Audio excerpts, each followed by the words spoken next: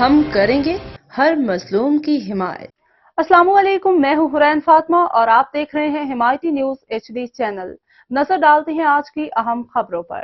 احمد دین حمایتی کی رپورٹ۔ اسلام آباد be be Asifa Bhutto Zardari کی نیر بخاری کے گھر آمد، اہلیہ کے انتقال پہ اظہار تعزیت۔ پاکستان پیپلز پارٹی کی رہنما رکن قومی اسمبلی بی بی آصفہ بھٹو زرداری نے اسلام آباد کے علاقے بارہکھو میں بخاری ہاؤس کا دورہ کیا۔ انہوں نے پاکستان پیپلز پارٹی پارلیمنٹیرینز کے سیکریٹری جنرل نیر بخاری سے ان کی اہلیہ کے انتقال پہ دلی تعزیت کا اظہار کیا۔